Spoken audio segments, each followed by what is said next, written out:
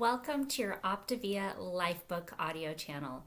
My name is Christy Baker and I'm an independent Optavia health coach, and I'm so glad that you're joining me today. Today we have the privilege of diving a little bit deeper into element 18, part 2, and we're going to be starting on page 355.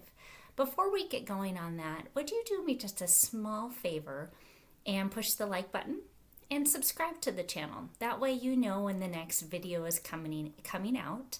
And to be honest, if you have any feedback or just comments on how this channel has helped you get more into the LifeBook, let me know. I would love to hear from you. Okay, let's go ahead and get started reading our LifeBook today. It's just going to be a quick dip into the chapter so we can refresh our mindset and make sure that we're moving forward in our health.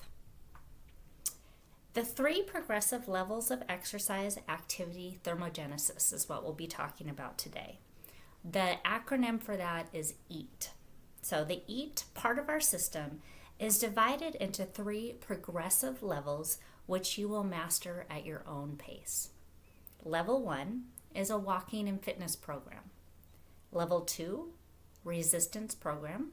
And level 3 is boosting your workouts through high-intensity interval training.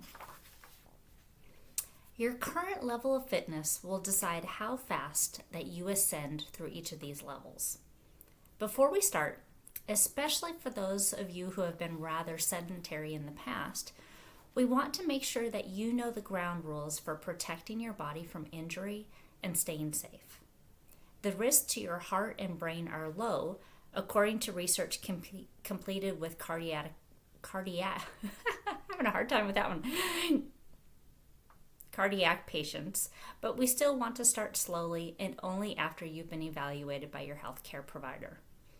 Musculoskeletal injury is more likely if you overdo exercise and activity until your body has acclimated to more strenuous activity. So keep it slow. Use slow, careful movements for weight training and other strengthening exercises. At the beginning, keep your heart rate to 50 to 65% of your maximum heart rate.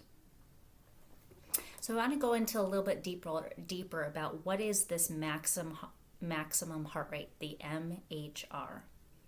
This is the highest number of times that your heart can contract per minute during maximum physical exertion.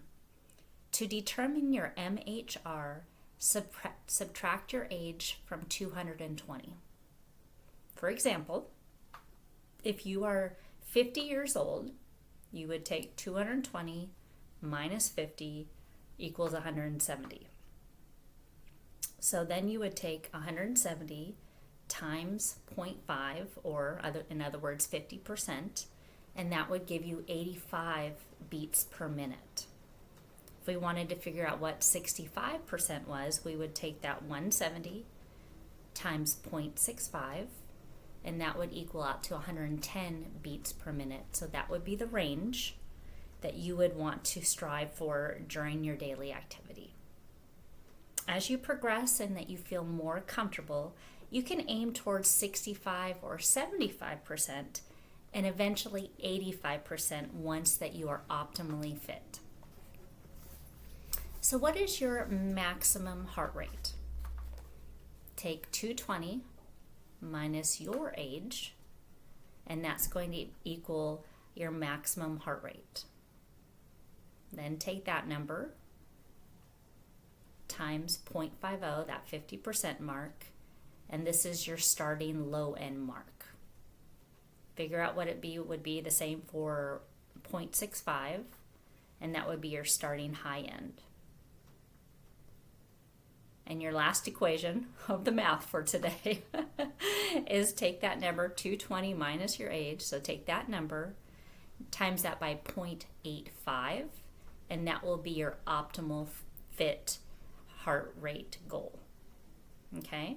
One thing that we can really do to prevent injury is to stretch it out.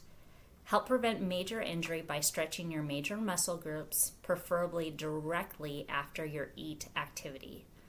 Add some extra stretching for a few minutes each day to keep your muscles flexible, improve your balance, and increase your range of motion. Cool down.